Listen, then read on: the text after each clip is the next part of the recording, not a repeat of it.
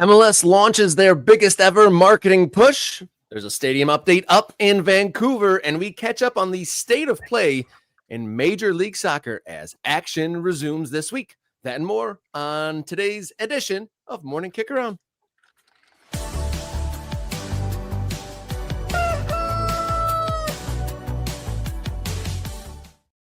Hello and welcome to the show. You found your way to Morning Kickaround, the show that dots the map of the ever-changing American soccer landscape. How you doing? Hope you're well. My name, Robert Kerr, local soccer guy, and to my side, radio soccer guy, Jason Davis. Sure. Good morning, Rob. Happy Wednesday to everybody out there in Morning Kickaround land. Shout out to our ultras who are here. Tim is in the building. Our guy up there in New England, Armando, is here. Matt says he's got a meeting, so he's dipping, but he wanted to say hi to everybody, which we love. Thank you, Matt. Kate's in the building. Leandering, excuse me. Let me get Leandering in there. I know multiple handles for our guys sometimes. Hicken Time, Dwayne, Homeless Shoe, Chris, Cool Will, Maximum Mango. I mean, if you're going to go mango, go maximum mango is what I always say. There's no half mango in around here. Yeah, don't do half mango. Love mango in this household. Good morning. Looking forward to Argentina, England, says PSU to DCU. Indeed, second semifinal of the World Cup. We're almost done with this thing. There are just a few days left in the World Cup, Rob. Can you believe it? It's been such a carnival and festival of international soccer that it seems wild that it's coming to an end. I think that like couple days in between these last rounds kind of like prepared us for what life would be like without having World Cup games on every day. It's been a hell of a ride. And do you even remember what the world was like before the World Cup?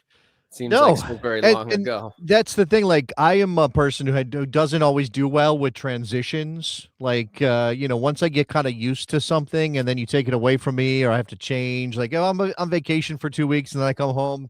There's always like a bit of not just depression that I'm not on vacation anymore, but just like that transition kind of brings me down. And I think that's where I am with the World Cup. Like, I'm like, oh, it's just like a couple games now and we're almost done. Yesterday was interesting with Spain beating France. That's not really what we're going to be talking about today, but anybody who might have watched that game or caught some of it, Spain just absolutely chokes you. This chokes you to death with the way that they play in midfield and their ability to kind of eat up the ball. Possession really wasn't all that in favor of Spain, but France did not get good looks. No, when I was watching that game yesterday, kind of Spain reminded me of like a boa constrictor sort of, and they were just tightening and tightening and tightening, like the possession game of death. And then once they got that lead, that was kind of like when they had the wrapped around the neck of France, and they made France look ordinary, which was absolutely wild.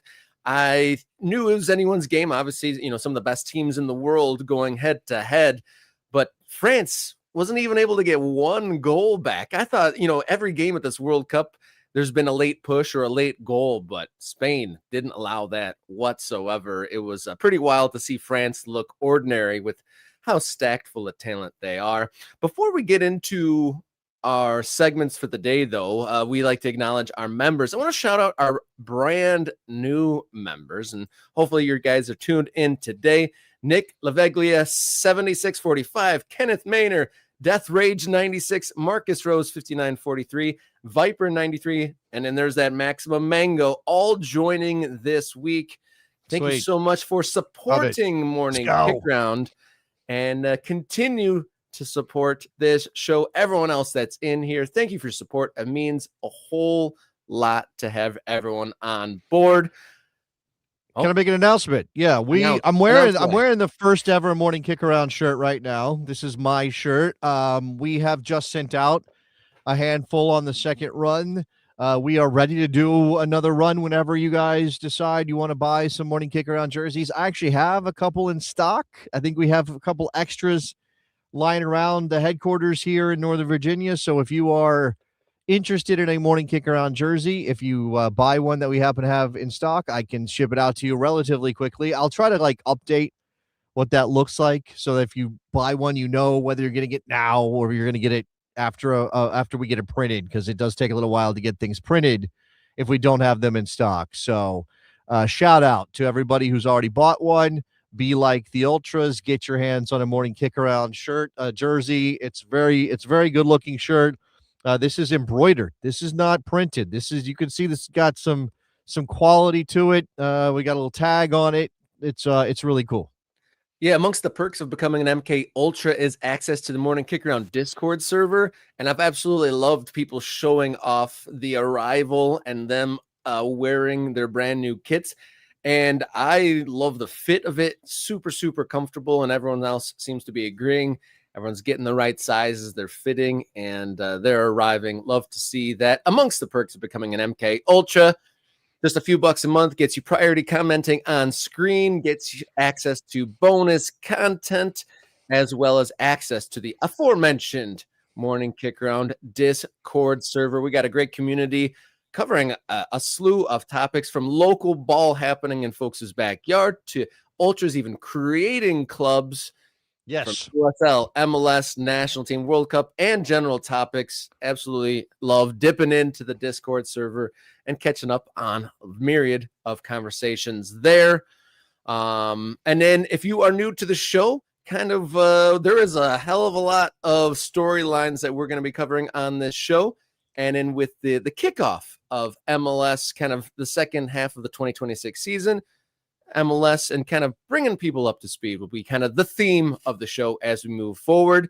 And one more reminder, if you want to get 10% off of any Morning Kickaround merchandise, the kit, or any of the hoodless sweatshirts, t-shirts, coffee mugs, or more, use the code on the screen for 10% off. And I think that'll probably run through the end of the week. So if you haven't taken advantage of that, do so now. All right. Daily Clang. Daily Clang. Get clanged, everybody. Let's move into Wednesday's edition. We're all getting clanged. So let's go. Clang yourself.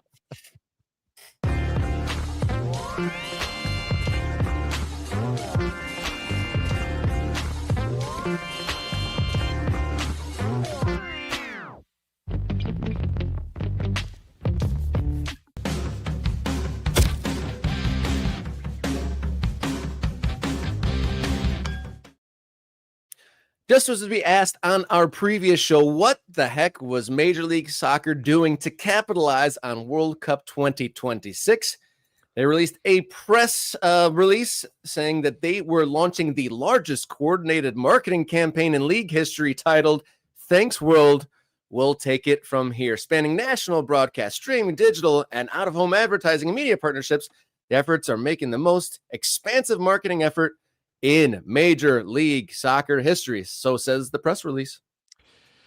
Yeah, there's been a lot of talk in various social media channels over the last couple of days, particularly where I live, where I choose to be on social media, and about how MLS was failing to capture any attention around the World Cup, that they just weren't doing enough or anything actually to get people excited about maybe going out and witnessing some MLS in the aftermath of the World Cup. And obviously a lot of this has to do, Rob, with the idea that, the World Cup is when all these casual fans are paying attention to soccer. And of course, if you are marketing soccer in America, you should be trying to capture some of that casual attention for your own benefit, right? And I do think that it's not as easy. It's very easy to go online.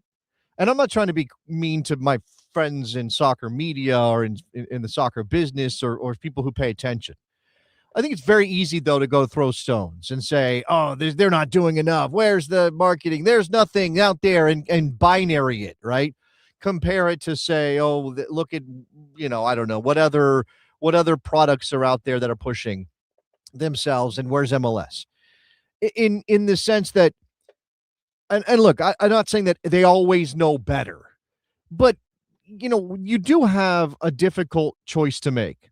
How much you're going to spend, right? Now, maybe it makes sense. Spend more than you've ever spent before. Okay. When are you spending that money, Rob? What's the best way to capture attention? When do you spend that money? Do you spend it at the very beginning when there's game on top of game on top of game on top of game, when everybody's paying attention to the World Cup because there's so much World Cup? and you're just trying to capture a tiny bit of their attention while we're going. We had 3 and 4 games a day during the group stage, right? We're over Do 100 you games played in the last, like, what, 5-6 weeks. well, I'm talking about the very beginning, especially. There's so much Yeah. soccer. Like, does that mean that you should be trying? I mean, again, I'm just talking this out. Riverside Grove, just because it's easy to critique doesn't mean the critique is wrong. That's not what I'm saying. That's not what I'm saying. I'm saying that there's a lot of people throwing out criticism without sort of thinking it through. And I'm not saying that they're wrong. I'm saying we should be thinking it through. So MLS has chosen this moment. And I guess we're going to find out. I don't know what the proof will be that this is successful, but they're choosing this moment as the tournament winds down, as we've got now one semifinal in the book, and they did announce this a couple days ago before that Spain-France game. A semifinal today, obviously a final coming up on Sunday. What third place game is Saturday or something like that, if anybody cares about Probably. that thing. So you've got 3 or 4 games left when you drop this.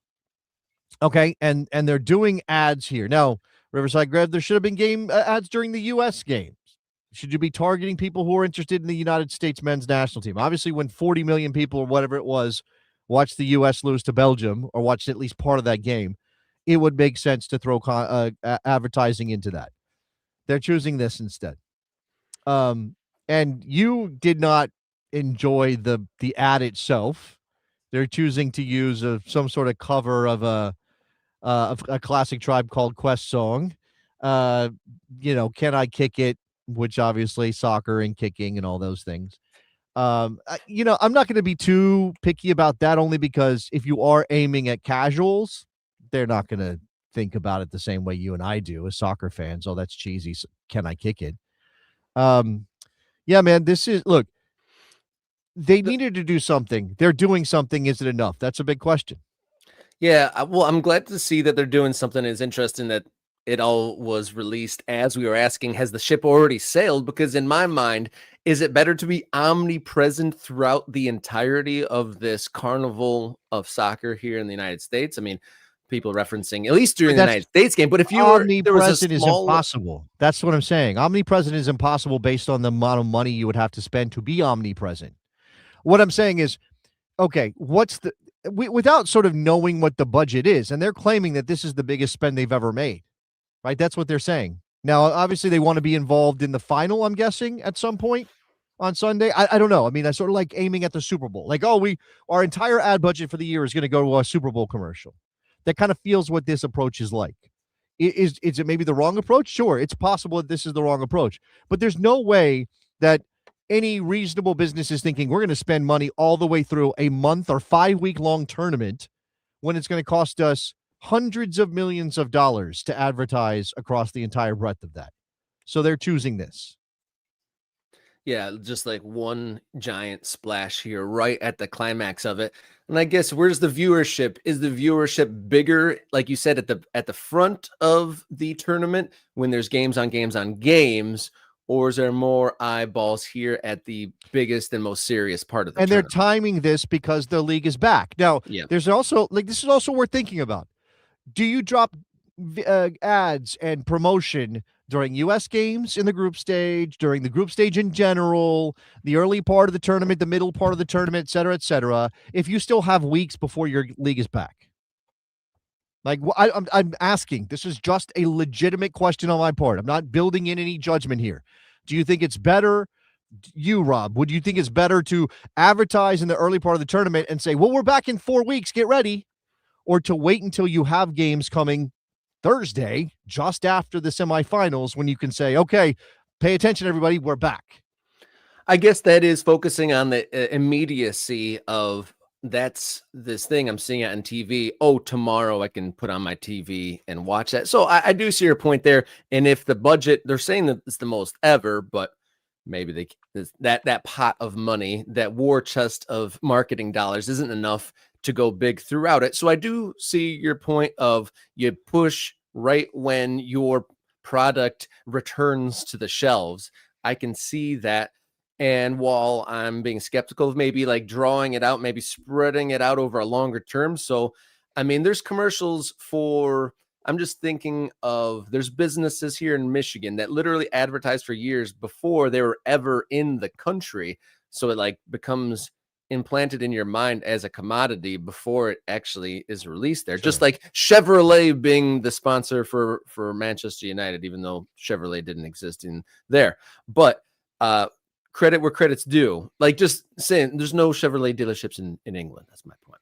And then just like there was no rallies in Michigan for years, and they did commercials here. And then so when they actually finally did come, there was a pent-up interest and intrigue and want to partake into that service. But I should give some credit further into this press release. They mentioned that 15 MLS specific clubs have done tailored marketing packages throughout the World Cup. Yeah. All 30 MLS clubs have done viewing events of some sort, and then 22 clubs are doing some kind of a first match on us for complimentary tickets for first-time attendees, which is something. So maybe that is a mixed approach of the big TV, the big time marketing stuff is maybe back end loaded here as the league returns, but they have been doing a little bit of stuff in local markets throughout. So maybe it's a little bit of a mixed approach. So maybe I shouldn't be so skeptical that they're just like kind of blowing the whole lot right here at the end. Again, I think it's easy to spend other people's money, right? It's easy to say, oh, they should have done this, they should have done that, depending on what the cost would have been. And I don't know. I just don't have that information. Right. Yeah, of course, it seems crazy that MLS hasn't been more present during a World Cup on home soil. That does seem crazy. And I think it's probably fair to say that they didn't do the right thing based on how much attention the U.S. got during the group stage and into the knockout rounds. Now, you are making a bet, right? You are taking a risk.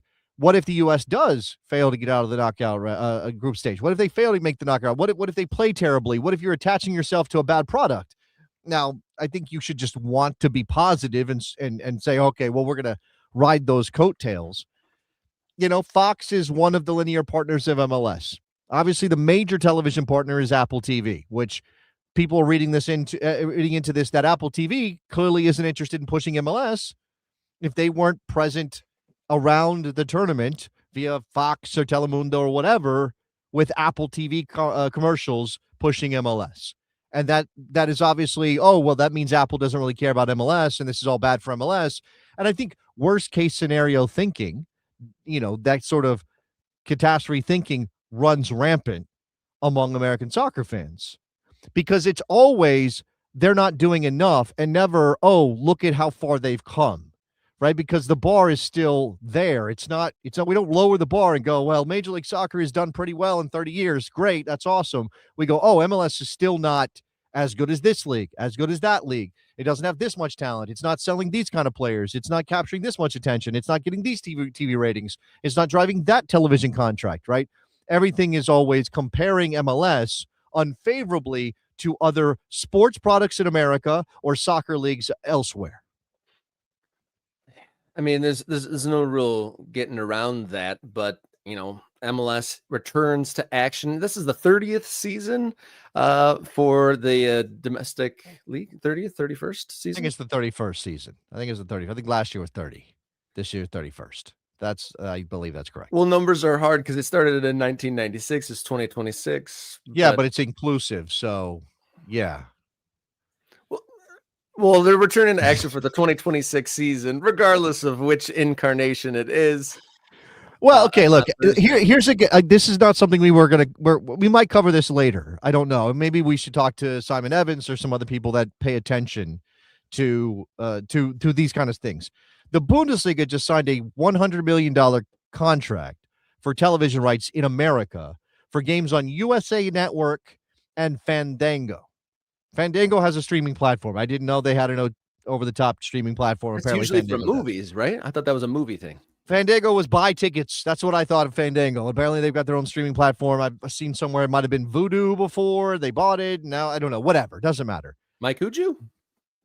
$100 million is not a lot of money for a league as good as the Bundesliga. Now, this is not meant to compare MLS. This is just to kind of say, here's a big-time league trying to get a foothold in America with American soccer fans. and you think about how hard it's going to be. Now, obviously, we don't give MLS a pass. It's the domestic league. It's supposed to be better. It's supposed to be popular in terms of people watching it. It's selling tickets. The teams are here, et cetera, et cetera. I mean, that's a thing. But the Bundesliga getting $100 million is kind of a drop in the bucket. Like, that's not a lot of money when you consider how big that league is in reputation. And obviously what the Bundesliga might be thinking is, let's just get a foothold in America through something more accessible than ESPN streaming, which I think is where the Bundesliga was. The only place you could watch the Bundesliga was to stream it on ESPN. So obviously, you know, fairly that's paywalled. I mean, look, USA Network is also paywalled in the sense that it is cable. And then I don't think you have to pay for Fandango. I don't know. There might be ads involved. I don't know. Okay. And again, this is all kind of, I'm seeing a comment in the chat from somebody who's not an ultra, so I won't bring it on screen. But basically the idea is like, or the thing is like, we don't quite know exactly what this looks like. You obviously have a massive club in Bayern Munich who's going to draw more attention than anything else that happens in the Bundesliga. Are you putting that on the most accessible place, or the place where people can see it more easily? Remember also that USA is part of the NBC family, and there would be spillover games. In fact, one of my frustrations of being a Peacock subscriber for the Premier League is that games that are on USA aren't on Peacock. They're on USA, and I have to have a cable subscription to go access USA to watch whatever game they put on USA. That kills me, because my wife's always like, can we cut cable? Can we cut cable? Like, I don't think we can, because there's stuff I can only access through having a cable subscription. Yeah, that was definitely super, super frustrating. So you had to have 3 different services in order to watch all the Premier League games last year. And USA, yeah, I didn't have, I was decorded. I cut the cord, didn't have USA. So thankfully able to eventually, as the season wore on, was able to gain access to USA. But there was, I pay for Peacock. Why the heck can't I get these games? And I'm seeing some of the chat here. How is Fandango more accessible than ESPN Plus? I don't actually know, Riverside Grove. I don't know. I have to go check and see how you get Fandango. And is it like just one of those channels you get on your, like I have a Roku live TV? Is it there somewhere? Fandango channel? I don't know. Is it another app I have to download? I don't know. In terms of ESPN Plus has been the best deal on soccer viewership for the last 3 to 5 years. La Liga, Bundesliga, I'm probably missing USL Championship, I think was on ESPN quite a bit, right? Yep. So, again, this is the further fragmentation of soccer viewing, of where we are supposed to go and watch our soccer and all the various things. Like I tell my wife all the time, because she's like, how many streaming services do we need? And I was like, well, I got to have Peacock. That's the Premier League. That's a major part of my job. I got to have Paramount Plus because that's the Champions League. That's a major part of my job. I got to have Apple. That's that's MLS. And that's a major part of my, obviously ESPN still has plenty of games. La Liga is on ESPN if I want to watch any of the games, El Clasico, whatever else. So, man, as soccer fans, we are being squeezed, right? We're being asked to stretch ourselves all over the place. Yeah, and there's a lot of the sites that do the illegal streams. Those are getting cut down more and more and more as more energy is being put into cutting all those off to then force us into the pay for subscriptions and all that. So yeah, the squeeze is on, and it's probably just a microcosm of all the things. And yeah, throw on top of that HBO Max. And then is the women's national team on HBO Max as well? Yes. Or is that a whole other service as well? Yes, but again, this is also that thing of the U.S. Soccer Federation controls the rights for games in the U.S. featuring those teams, or they might be friendlies abroad if those exist. I guess the U.S. women's friendly against Brazil was probably on HBO Max or on Turner, right? It's all kind of the same. You can watch it on Turner or TNT if you have a cable subscription. But if you have HBO Max, you can watch it streaming. But that's only games that U.S. Soccer controls, because U.S. Soccer doesn't control the rights to, say, the CONCACAF Nations League. Last time I checked, I don't actually know who has the rights to that right now. I mean, maybe it's HBO Max, but that's a separate package, a separate rights deal they have to negotiate because it doesn't fall under the heading. I mean, I don't know. It's all very messy. It is all very messy. amongst the background work we need to do to flesh this all out, we need a spreadsheet for all the networks needed to watch all the games we want to cover. We literally need an Excel If spreadsheet. we wanted to be the cheap heat YouTube video guys, we should be doing a guide to watching soccer in America, and we should be making a video on where you can watch different properties in America on television or streaming. If you want to see, again, La Liga, Bundesliga, Premier League, the Championship, which is crazy to try to figure out where to watch championship games sometimes. Liga MX, obviously. I hadn't had one. Don't ask me why. I hadn't had one. I finally bought an HD antenna because I want to be able to tune into Telemundo over the air here when those games are happening. That kind of stuff, Rob. I mean, it's all over the place. Yeah, I didn't realize how many Liga MX games were available on terrestrial television until I moved to Chicago, and there's way more, terrestrial Spanish-speaking channels, and it's like you can get a huge bulk just on regular television if you're tapped into the Mexican League. Unimas is over the air in a lot of major cities. Not every city, but over the air via an HD antenna in a lot of places. So yeah, then so I'm seeing a question about Telemundo being on Peacock for the World Cup. Everything Telemundo is doing is on Peacock. So that's how I'm watching the World Cup. But I don't believe that's the case for Liga MX. As a rule, it's not like everything that's on Telemundo is also available on Peacock. That's only sometimes that those things are available on Peacock. I think they specifically did this for the World Cup. That's my understanding. But again, we all have to educate ourselves all the time about this. And I have seen, I think it was on Sports Business Journal, that there is this is a little bit of a tangent, but Telemundo's success during this World Cup might lead to a change in how the TV rights are done language per language, because Telemundo, according to some ratings, has sucked away Fox's viewership here in the United States. And so it might be moving forward that one network gets the entirety of the nation rather than it being divided by language, because people are deciding to either mute or just watch in Spanish, which is a whole interesting development in its own right. Just as a way to get prepared now. So yes, that's absolutely a thing where, because Telemundo has captured a lot of English speakers because they don't like Fox's coverage, or because of the pausas de hidratación, like the water breaks, pausa de hidratación, because of like this kind of online movement to go watch Telemundo for whatever reason, turn your nose up at Fox. That is a thing where, maybe we're going to sell the package to one outlet, English and Spanish, in America. Also remember, the 2027 World Cup, featuring our U.S. women's national team and their quest to win another title, is happening on Netflix. Netflix Live Sports. Yeah, wow. Netflix has been doing live sports a little bit. They did the Home Run Derby this week, Rob, for Major League Baseball, which I checked in on. I wasn't a fan of the production, but anyway. How many crickets were watching that one? How many crickets? Yeah, like nobody was watching it. Crickets, whatever. I'll attempt comedy on our next show, but I never thought it was the crickets are watching. It's just crickets because nobody's watching, and that's the sound you hear. But I didn't know the crickets were watching. It's one and the same, Jason. One and the same. My point being is, when Netflix has taken on these live things, it hasn't always gone well. I remember there were some big boxing matches where there was nothing but frustration on Netflix. And so I actually didn't fully comprehend that the Women's World Cup was on Netflix next year. And that kind of makes my stomach turn a little bit, because that's not the same platform as, being on Fox. It's definitely not equal footing as what we're seeing here this summer. And so that's dims my light a little bit, like keeping that like that. We're talking about how we don't want the World Cup to end because we got used to having games on one after another for a month. And I was like, Women's World Cup on next year, that's like the, keep the excitement going a little bit. But having on Netflix is kind of a bummer, I gotta say. I mean, again, they need to up their game. People are pointing out, Hitman Bob saying that they have WWE. I do see that every now and then.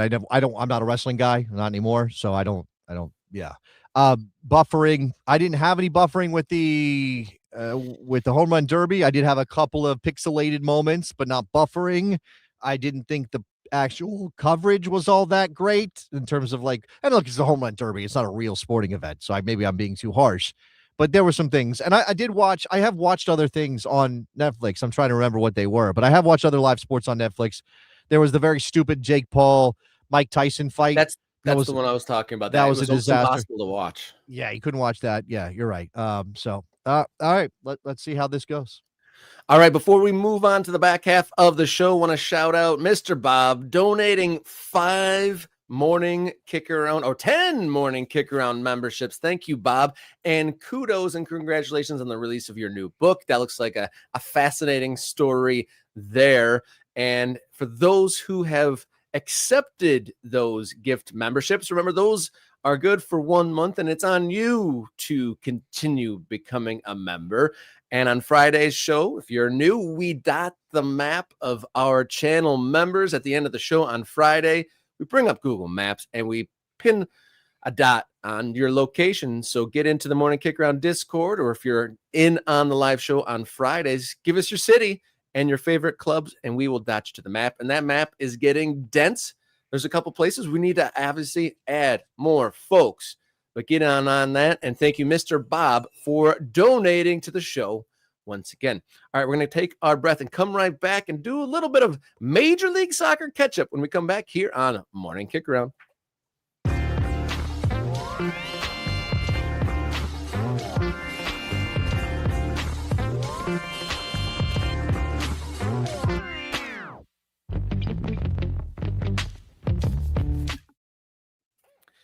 Major League Soccer's 2026 season resumes this week, so we figured a good a time as any to catch up on the state of play of this season. There's plenty of new players joining the league, set to have debuts in the next couple days. There's been plenty of shakeups in the coaching department. Many teams having new coaches, having just fired their coaches, are riding along with some interim. So, Jason, where should we start? There's a whole lot of storylines as MLS picks on up. Yeah, let's look at these. I mean, we may be missing some here, but MLS headlines coming out of this break for the World Cup. Robert Lewandowski joining the Chicago Fire. We can start there, Rob. That's obviously a big get for the Fire. There's still a significant debate over Major League Soccer signing aging stars from Europe. I understand that debate. I don't think it has to be, it doesn't have to be mutually exclusive. You can have a little bit of money and spend it on a player like Robin Lewandowski, but also develop talent. Hopefully teams are doing both those things. We know the Fire are set to build a new stadium there in Chicago. In fact, today saw that there's a committee for the city council that has pushed forward $400-something million on infrastructure for the area around the stadium. It's a privately financed stadium from the ownership of the Fire, but obviously you got various things you need to do in the area, roads and ingress and plumbing, I guess, I don't know, electricity, all that stuff. So they're maybe earmarking some money for that. And Lewandowski is going to be part of building excitement for the Fire towards that. And obviously there's a massive Polish community in Chicago, so he makes sense on that level. And pandering is okay sometimes, I think, when you're trying to make headway in a very busy sports city like Chicago. My understanding is that he just got his visa to come and play. Probably not going to start against Vancouver, a match that happens tomorrow, right? That's when Chicago gets back underway. Yeah, Chicago, Vancouver tomorrow night. Yeah, so we don't expect to see Lewandowski in the starting lineup. Could he come off the bench? That's a thing.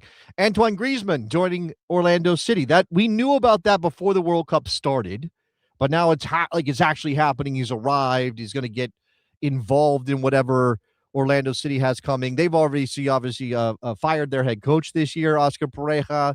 So they've got Martin Perelman who's in charge, and it's his job to figure out how to make Antoine Griezmann work in that team. And I don't think Orlando plays. I'm scanning. When does Orlando play next, Rob? Orlando. I'm scanning. San Jose coming up a week from today. They don't play until a week from today. So I imagine Griezmann is probably getting ready to play in that game out in California against the Quakes. Obviously, the Quakes have been, pretty good this year. They've just like everybody else. You have some ups and some downs. San Jose right now is in second place in the Western Conference. They didn't have a good run leading into the World Cup, but did win against the Timbers on May 23rd, right before the break. So the Quakes are having a very good season. In fact, they're tied atop the table with the Caps in the Western Conference. So Antoine Griezmann and Orlando City have a task. We have from Tom Bogert that Daryl Dike is going to return to Orlando City after his attempt to make a go of it in England.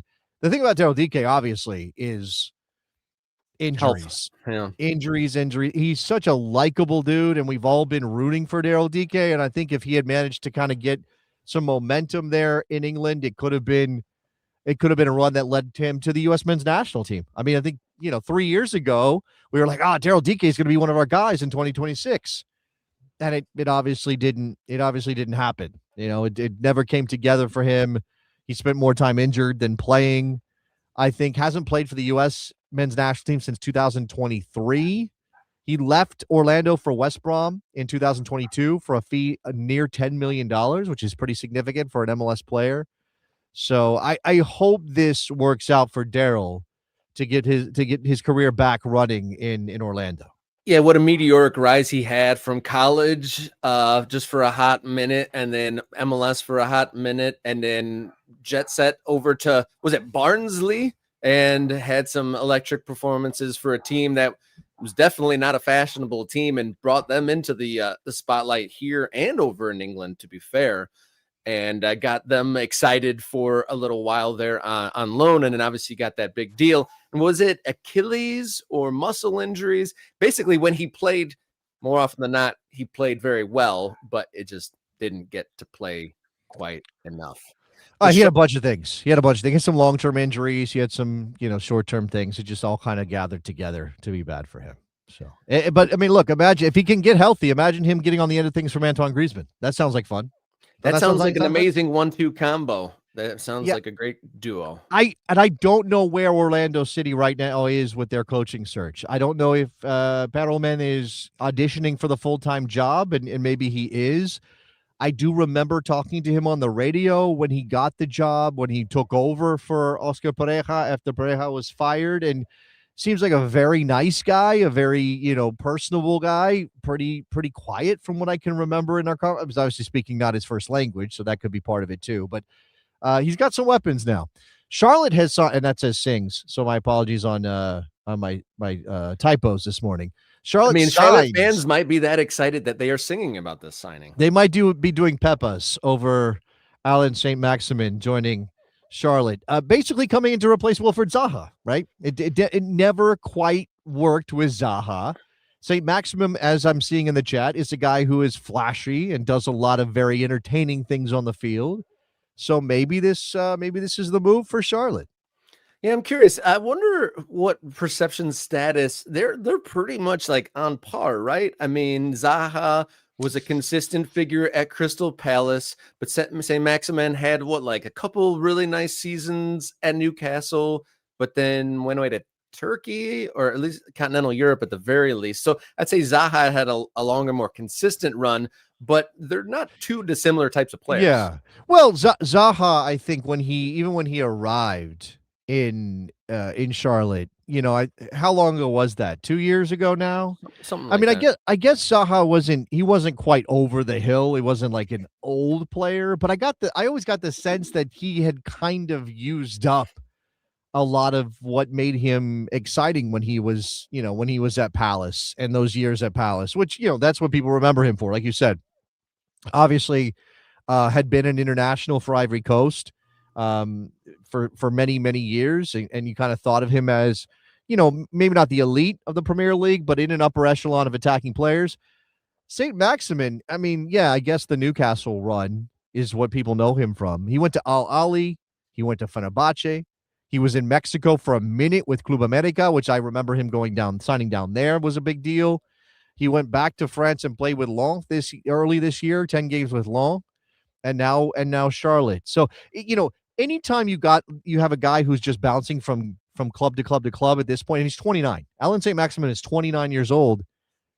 That doesn't, I mean, you obviously, that's why he's signing in Charlotte, right? If he was 29 and was like more stable and more consistent with his play, he'd be playing in the Premier League still, right? But he has kind of become this guy who's got a certain set of abilities, and obviously he's a flashy player and can do some things, magical things with the ball, but it's clearly dropped off. I think he could work though in Major League Soccer, and I hope it does. Yeah, we'll see how he pans out, and maybe he's just looking for that forever home, and Charlotte perhaps could be that. Right.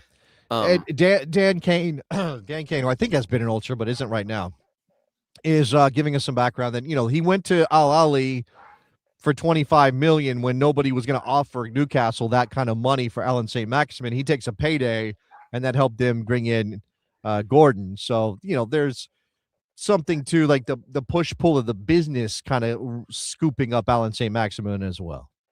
Before we move on to the coaching category of this MLS catch-up here, is there's plenty of coaching news and updates since we last checked in, but not sure what's going on at the LA Galaxy. Gabriel Peck went away, and a couple other players out the door there, and they've been kind of like in this holding pattern since they had that run to the MLS Cup final, the MLS Cup win, I should say, a couple of years ago, and they've kind of been in a purgatory since. Was this a sign that they're doing wholesale changes at the Galaxy? Well, I think, yeah, the Peck thing, man, he was like the one bright spot, with Ricky Puig on the shelf. Gabriel Peck was the guy that you were like, oh, that's their superstar. He wasn't as consistent as I think he needed to be to truly be the guy that could carry the team. But yeah, the sale to Cruzeiro for what a club record is what they're saying, right? It's a club record fee. They did not disclose the fee, the Galaxy, but the Athletic says it's $12 million with a potential of $1.5 million in add-ons. You can't say no to that. If you're MLS, if you're an MLS club, you can't say. And you look, yeah, this is it. As long as Ricky Puig is under contract and is the centerpiece of the club on the attacking end of the field, everything is kind of just a holding pattern, and it just a wait and see and try to figure out how to get by until you can get Ricky back on the field. The Galaxy will play LA on Friday night at Dignity Health Sports Park in Carson. So LAFC rather. So that's a El Tráfico happening now with no Gabriel Peck in the lineup for LA Galaxy, and we'll see. And I think there have been a series of things that have happened that have kind of helped Greg Vanney keep his job. Is that a fair way to say it? Like, they've had some really bad moments and some really bad times, and he got signed to a contract extension going through a disastrous year last year, but it was always like, oh yeah, but Ricky Puig is hurt. He'll be back. They'll get better. And then Ricky got hurt again. And now you've sold Gabriel Peck. And so you got Paintsill and what exactly in terms of your attack? Klaus came in from St. Louis, decent enough player. I don't know I don't know how good he is. After that, it gets real like, okay, yeah, we're not scraping the bottom of the barrel, but this team is going to be lucky if they make the playoffs. They're ninth in the West right now. Under the radar a little bit. Going to get to the coaches, I swear, but the Columbus Crew signed a very solid, not like a huge star name, but Bresa Mendes from Real Sociedad, like a 29-year-old midfielder from one of the top teams in Spain. They haven't been the same team since Darlington Nagbe left. Obviously, they're in a coaching situation themselves, but I thought I'd mention that Columbus is in the mix, trying to get back to the heights that they were. Definitely addressing a need in the midfield. But yeah, let's move on to the coaches, because there's been plenty of changes in Major League Soccer coaching. What would you say is the place to start with this? Because there's a list. I'm sorry. One more thing. I know you keep you try to get us to the coaching now. After I forgot about that this happened. I believe Atlanta has made a signing Let me pull this up so I get the name right. Where did my MLS transfer tracker go? Man, I got too many tabs open and I can't find it. But okay, Atlanta United made a signing. Junior Alonso. He was with Paraguay at the World Cup. He arrives on a free transfer, 33 years old, spent the last 2 seasons at Atlético Mineiro in Brazil. And if I'm not mistaken, there was a video posted on socials by Atlanta United that had the wrong player. What? I believe it was on social on certainly on Instagram. The wrong player in the highlight package, and they did that thing. You know how Instagram works, Rob, where you have to you put collab with the other person and then they have to accept it. So apparently they put up this highlight video of the wrong player and then said collab with Junior Alonso, and Junior Alonso, whoever runs his account, accepted it, even though it's Not the not right him. one. Yeah, so not great in Atlanta United right now. Go go ahead on the coaches, Rob. No, we're still going to kick it with the players. Benjamin Kramaski out from Inter Miami. He goes to Parma, which is something He was already at Parma on loan. That's what's making permanent a deal that already happened. But yes. And then Columbus also picking up Andres Herrera from River Plate also. So Columbus adding a couple weapons. But to the coaching, there's a great deal of turnover in coaching in Major League Soccer, something that, for better or for worse, over the course of time, I always thought that Major League Soccer head coaches got too long a leash. There were some coaches that could stay after many, many, many years of mediocrity, and that no longer seems the case in many clubs, that they're willing to sit on a coach, not necessarily climbing the table. So I'll go based off what we have here on the graphic. Phil Neville out in Portland. Yeah, that seems like it was a long time coming. Yeah.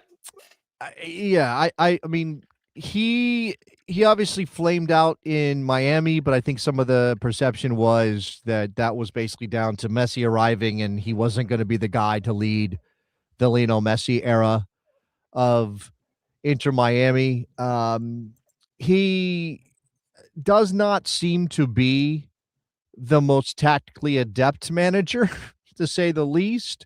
Get stuck in, boys. They have a Cascadia Cup match coming up with the Sounders tomorrow in Seattle. So, he Phil Neville, passable at times, pretty poor at other times, not great handling the pressures of it, talking about at one point I remember him saying something about like God is a Timbers fan, and then not that long afterwards, like I don't believe in God or something. I mean, he's just kind of a mess, that Phil Neville. I think a nice enough guy, but maybe not the right guy to lead this Portland Timbers team.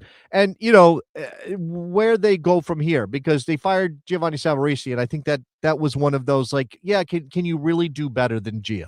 Yes, I agree wholeheartedly with that. Like, they seem like they got their guy in Savarese, to be honest. So right now it's Jack Cassidy, who is the interim head coach there in Portland. We'll see if he can turn them around. And 13th place, 14 points.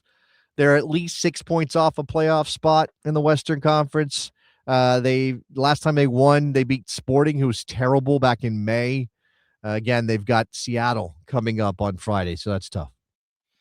Another place where there's been a little bit of change, Austin.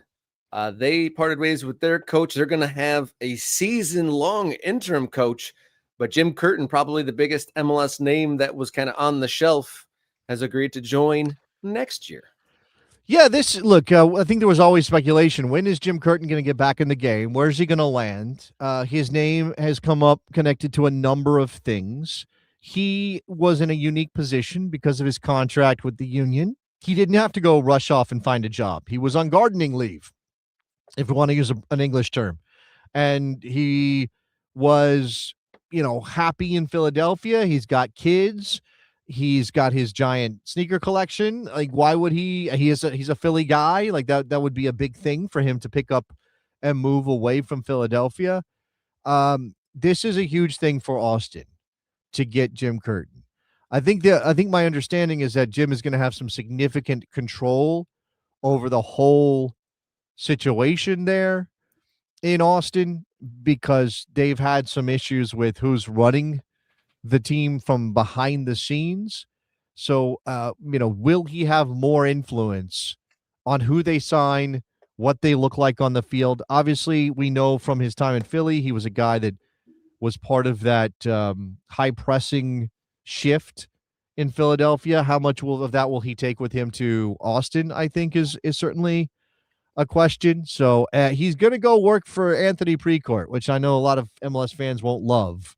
But we'll find out if Jim Curtin can do it in another place, right? Because he was very, very good in Philadelphia at times. The reason for his exit in Philadelphia was probably as much political as it was performance based. And so there's this sense that he's one of the elite coaches in MLS, and now he's got to do, he's got to do a Greg Vanney, basically. He's got to go try. He didn't win one in Philadelphia, but got very close. And he's got to kind of replicate that again before we can say, okay, this is a guy who really is a great coach and not just a situational manager. Yeah, can he continue to be a good coach and good servant for unpopular owners? He did it in one spot and then moving on to the next. And his replacement in Philly already gone. Philly amongst the places riding with an interim. Yeah, right. That did not work out for them, replacing him with Bradley Cardell. And I think, the problem with Major League Soccer is the variance levels are very small, and yet it can kind of build. So you go from one year being the best team in the Eastern Conference and winning a Supporter Shield. The next year, you're bottom of the table. You have one win in 15 matches. And really, how much changed in Philadelphia that would explain that drop? Yes, there were some departures. They didn't refresh the roster. They also have that thing with Ernst Tanner hanging over everybody's head. And I know there was some discussion of what the Ernst Tanner situation was going to be coming into the World Cup period. We've had this break. Will Ernst Tanner be out the door? What does that look like? So Philadelphia may be looking for a guy to run the whole show. We know Austin's on the search for a guy to run the whole show. At least for the moment, Jim Curtin would imagine have some influence, even though he's not even taking over until next year with Davey Arnaud serving as an interim. A lost season for Austin, it seems like, and probably a lost season for Philadelphia as well. Yeah, and again, that's a feature of this league that many don't have is lost seasons, or in the case of LA Galaxy, many, many, many lost seasons over the last 8 years or so. But anyway, another team, there's more to mention that are riding with interim managers. It was quite a bit before the World Cup, but Mascherano out in Miami, they're riding with an interim for a long time. And then Columbus Crew are riding with an interim coach as well after they let their coach go shortly before the World Cup. Yeah, I mean, what's the list of interim? How many interims are on the job right now, Ron? It's a growing list. So what did we say? So we got Columbus, Philadelphia, Miami, Austin, Portland. That's at least 5. So okay, hold on. Portland is Jack Cassidy. Ryan Richter's in charge of the Union for the moment. Danny Arnaud in charge of Austin, although we know his replacement is coming next year. Laurent Courtois in Columbus, that's who you're talking about, has taken over in Columbus after they booted their guy halfway into the season. One half of one season, right? What was this? Rickstrom? Yeah, yeah. In Columbus, yeah, you got it. Yeah. I mean, so obviously Inter Miami after Mascherano leaves of his own accord, apparently. Oijos in charge there. Eula Froy, or however you say that in French, is in Montreal. And we've already talked about Martin Perelman in Orlando. So it's a lot of interims. Now, and I don't Montreal, did you mention Montreal? Literally just did. Just mentioned. Philippe Froy. Give me a pronunciation on that one. And you have to imagine there's some guys who are not in a great place right now, right? So Cameron Knowles is in his first year in Minnesota. I don't know if he's in a playoff spot right now. He's probably going to hold on to his job, right? So that one probably pretty stable. You've got Rafael Vicky in Kansas City. Now, I know they gave him nothing to work with, right? They gave him he had basically no players to start the season, and they haven't really added too much. Now, purportedly, they're in the hunt for Mo Salah, which is insane and probably not going to happen anyway. Insane to me, right? So does Rafael Vicky continue to get a pass in Kansas City? Johan DeMay in St. Louis, young coach, formerly had been interim in Cincinnati. Is he going to maintain his spot? Right now, St. Louis is on 16 points. Now, coming into the break, they did go 4 unbeaten, so maybe Johan DeMay is turning things around. We know Michael Bradley just got the job in New York, and they've had some ups and downs so far this season. Really good hot start, kind of took a step back, 4 unbeaten coming into the break. They're still -7 in goal difference, or Red Bull in 5th place in the Eastern Conference, so that one's tough. Tata Martino got mentioned. Luis is mentioning Tata Martino. How long or short is his leash? Because it hasn't gone well so far. Man, and it's almost like there are smart people in Atlanta. There are smart people. They have a guy, they have an owner who's willing to clock big checks. Yep. They have one of the smartest club executives in MLS history in Garth Lagerwey, who obviously I had to step away because of his illness, but I believe is in remission. And I don't know if he's on the job, but I know he's recovering, which is great news. They've got Chris Henderson, who had been Garth's number 2 in Seattle and then went to Miami and now is in Atlanta. And he's a very smart guy. And obviously Tata Martino, who has succeeded in this league. So I just don't know why it's so bad in Atlanta right now. Going down the list, Rob, Toronto, does Robin Fraser keep his job? They entered the break on an absolute, just a terrible run. They get Montreal coming up. That game is tomorrow. So they'll have the Canadian Derby up there tomorrow. If he loses that game, is Robin Fraser in distinct danger of losing his spot, right? I still don't know what DC United is or what they want to be. They got an author. They have an author as their head coach, right? They do. They've made some signings. They've done some things. I think this is why it's tough. We got to catch up with the news. They just brought in Nathan Ordaz from LAFC, a guy who has some upside and is only 22 years old. He's an El Salvador international, but I don't know that he carries enough water for them to really take a big step forward with him. So we'll see what that, and they paid a significant price from $2.375 million with another $500,000 in performance incentives. That's expensive. Maybe that's just the way of it for a U22 initiative player. That's certainly something you could argue, but man, that is rough. Out west, again, Austin's made a change. Sporting, Rafael Vicky. Portland's made a change. St. Louis, Johan DeMay. Matt Wells, they started out pretty well in Colorado, but have slid down to 11th. He's very young. I think Matt Wells is like 34 years old. Is that right? Do I have something?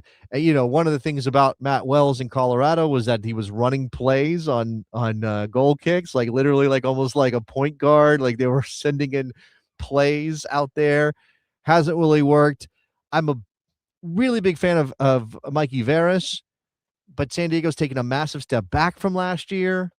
I think they'll probably stick with him, and they're only a couple points off a playoff spot in the West. But it's been a rude awakening and a sophomore slump for San Diego. We've already talked about the Galaxy right now in a playoff position, 9th place in the West. Is that good enough for them? I think Ben Olsen is probably okay, only because they're still in this position in Houston where they're like, we're still ramping up. We're still building to whatever we want to be. Pat Onstad is the guy overseeing that entire project. So yeah. And then everybody else, obviously, in the playoff spots near the top of the tables, we would imagine that they're all safe. Yeah, the top 2 teams, for context, in the East, Nashville and Inter Miami have a bit of separation at the top of the East, and in the West, Vancouver, San Jose, topping the charts, have a little bit of a distance below them. And the goal scoring leaders, Hugo Kuipers of the Chicago Fire, the Golden Boot leader, as it stands now, with Messi and Petar Musa of Dallas right behind him with 12 goals on the season so far. So that's a bit of an MLS catch-up of where things stand, what the Well, state of play you is. you mentioned the Golden Boot race and Hugo Kuipers. Remember that Lewandowski's arriving. So what does that do? Is Hugo Kuipers now a player that is extra? Like, is he surplus to requirements in Chicago? Because if Lewandowski's healthy, you imagine he plays. I can't imagine them splitting time with a player as big as Robert Lewandowski. And no offense to Hugo Kuipers, but man, you might go from Golden Boot leader to bench player unless they figure out a way to play both of them. And I just think that would be very odd in the current moment of tactical thought for Greg Berhalter to say, let's get Hugo Kuipers and Robert Lewandowski on the field. I mean, because Lewandowski's not one of those guys that you drop in underneath the number 9 and say, okay, be more of a 10, Robert. You're the top level attack. He's a 9. He leads the line. That's what he does. Yeah, I'm not familiar enough with Kuipers to know what his game is. Is he that guy that would play second fiddle? Is he a Dirk Kuyt kind of guy? Is he going to be setting up and doing the hard yards to then set up Lewandowski? Is he willing to do that? And that's probably a big managerial challenge for Berhalter, who's had an up and down, coaching career, some successes, some failures, and be interesting to see how that all plays out. But yeah, from the top of the scoring leaderboard to possibly losing your spot is quite an interesting position. But in Major League Soccer, quality players do find a way, and against Major League Soccer defenses, I feel like maybe if Kuipers plays out of position, he could still find some success. But we'll see how that all plays out. Definitely something to keep an eye on, how Chicago fares with their new superstar in the lineup. But before we get out, we have it in the title of the show, so we should talk about it. Going up to one of, it seems like one of the Europeans' favorite host cities in the World Cup, BC Place, been a cause of controversy over the last year or two because the one of the best teams in Major League Soccer, Vancouver Whitecaps, are in danger of being relocated because the arrangement at their home, BC Place, World Cup venue, isn't fruitful enough for the Major League Soccer franchise. Yeah, so reports coming out of Canada over the last couple of days that Vancouver, the club, Vancouver Whitecaps, have proposed to PAVCO, which is the provincial crown corporation that runs BC Place, to take over management. Now, this has been an idea floated, I think, a couple of times as we kind of played out the original crisis, or maybe there was Crisis 2.0. Crisis. Greg Burrell, excuse me. Don Garber kind of floated this as an idea, like maybe the club should be running the stadium. There is, I think it's unclear from a business perspective whether this fixes everything, right? So is this something that would actually remedy their financial issues, or is this kind of just a Band-Aid on what is still a massive problem just because of the way that club has to try to make it work in Vancouver? This from the province, which I believe was the first outlet to report this. Patrick Johnston reporting, Post Media understands the Whitecap management has put forward a proposal to PAVCO to take on managing the downtown Vancouver facility. Actually, Away from the Numbers, which is a podcast up in Vancouver on a blog, actually had the news first. A well-placed source confirmed the report, suggesting it was one of a series of ideas that have recently been floated as the team and the provincial government try to find a solution that will increase revenue. The Whitecaps have long made it clear they aren't after a handout. They are just looking to have their situation repositioned in such a way that they can get to roughly league average in revenue. The government, PAVCO, and the team have been talks for months about the challenges in front of the Caps, why ownership has been looking to sell for 19 months, and what can be done to keep the team in Vancouver after the World Cup experience, which you referenced, Rob. It's hard to fathom that a solution to keep the Caps in Vancouver in the long term can't be found. As it stands, the only two MLS teams who play in facilities where they don't even co-manage the stadium are Chicago and NYCFC. They are both moving to their own buildings, right? This is the reality of Major League Soccer. You got to build your own joint, and NYCFC finally is getting that done. Chicago getting shovels in the ground there in Chicago. The province has already agreed to shift stadium profits made off Caps games back to the team, a scenario made possible because BC Place has become a highly profitable concert venue. And it does say that If the Caps and BC Place secure a future together, MLS's shift to a winter season will likely greatly improve BC Place's ability to host more concerts, which I guess in the end is good for the province, right? It's long been believed the Caps would like to have a go at running BC Place, at least as a short-term solution to their long-term goal of having their own stadium. Don Garber has said the only way to secure the team's future in Vancouver is for the MLS club to build its own stadium. So this is all, again, as I said, this is only a stopgap. This idea is only about let's bridge this gap between playing in BC Place and basically having crap revenue and building our own stadium. And we have heard the mayor has backed a plan to build something out at the site of the former temporary venue that they had when they entered Major League Soccer. Hastings Park, I believe, and there's also maybe a couple of other ideas in terms of location. Despite being near to the top of the league in attendance and in player spending, the Caps insist they are the bottom of the league in match day revenue. Man, I hope this gets sorted. I mean, I think it's been taken as a fait accompli that Vegas is going to be the new home of the Vancouver Whitecaps. Like you think it's 90% there, whether or not immediately, but at some point here in the next couple of years, you're like 90%. You think that move's happening? No, I think people have taken it as a fait accompli, like that things are bad enough in Vancouver, and there's you never know how far to believe these things or how much stock to put in them. But I do know people, and I know people based in Vegas, and I know people in MLS circles, and they're saying, "Oh, it's done. It's going to happen." But they are saying that in the sense of there's an interested party in Vegas who wants to bring a team there or put a team there. Vancouver's in a bad spot. 1 + 1 = 2. But that doesn't necessarily mean there won't be some 11th hour solution to the Vancouver problem. It means the odds are against the Caps staying in Vancouver. I think that's pretty clear. And I can understand why someone like the Vegas sports guy would say, I think it's happening as much as I don't want it to. Again, Vegas it feels like it's the cynical view is absolutely it's going to happen because it's Vegas. And because look at what the Golden Knights are doing in Vegas and the fact the Raiders are in Vegas. And now the A's are trying to figure out Vegas is exploding as a major league sports city. And of course, MLS wants to be involved in that, particularly when you got a team in Vancouver, for as popular as they are in Vancouver, that can't figure out their revenue situation.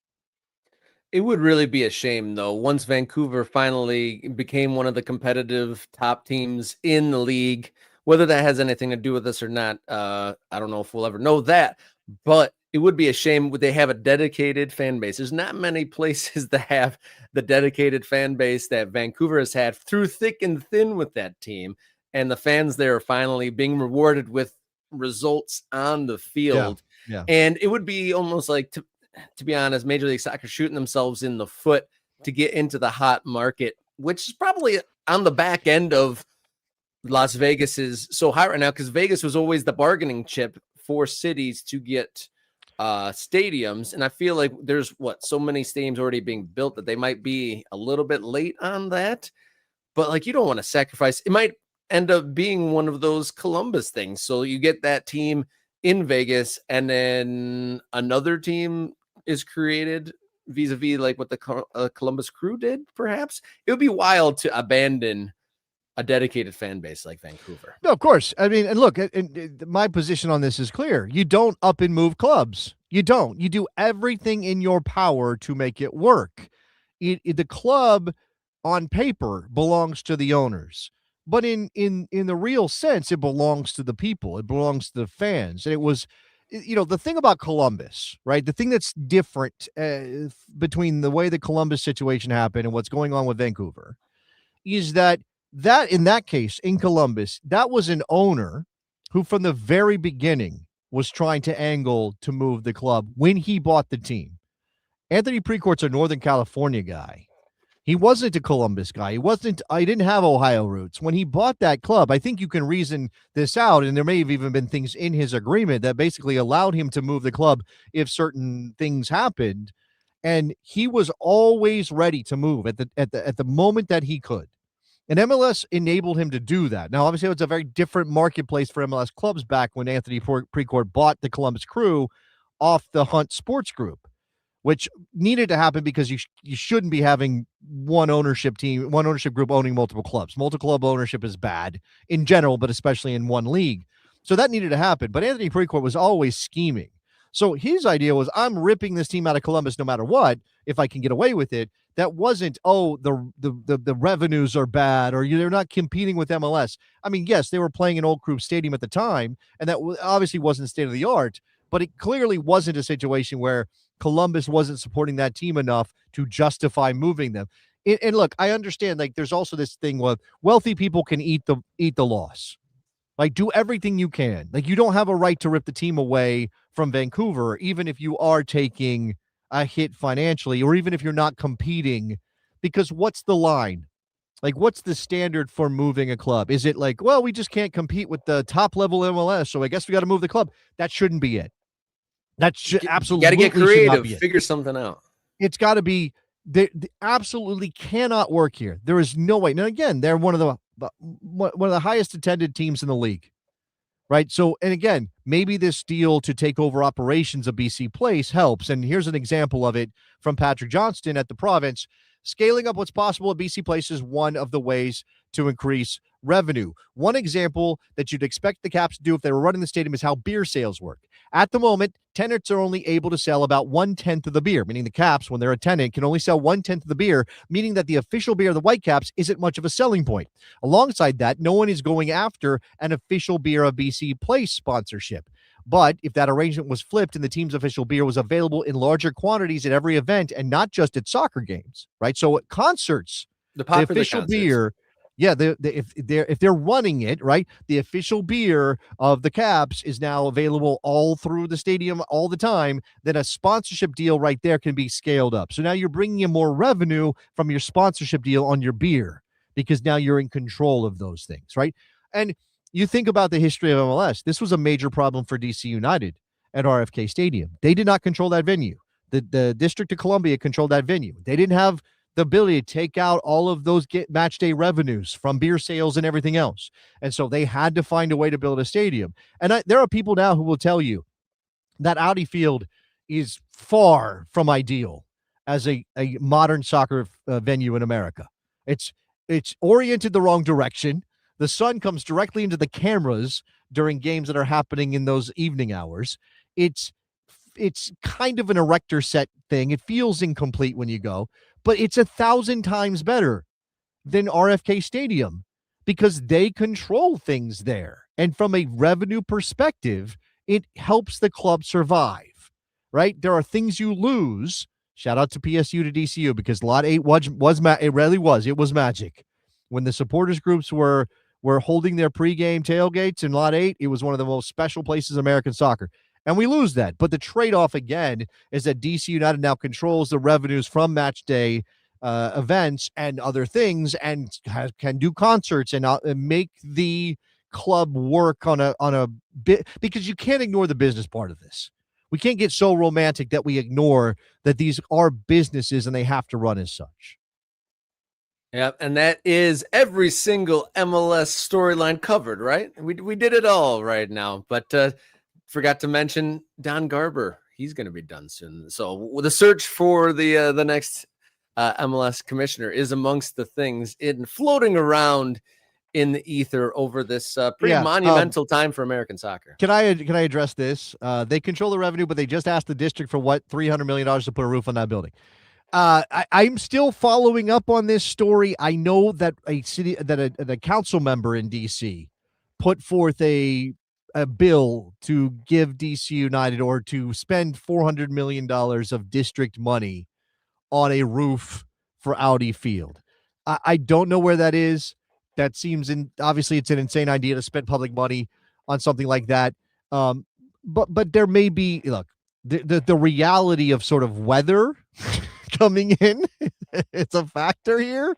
Like, not only because winter in MLS when we flip the schedule next year, but also like, if that's going to be a concert venue and be a generator of money for economic activity for the District of Columbia, having a roof on it makes it much more useful. in the summer months when it's blazing hot outside. Now you have an indoor venue. So by the way, this is the update since it got brought up. DC Council Chairman Phil Mendelson has introduced legislation that would add a climate-controlled roof and approximately 8,000 seats to Audi Field, a $620 million proposal supporters say would attract more events and generate new revenue for the district.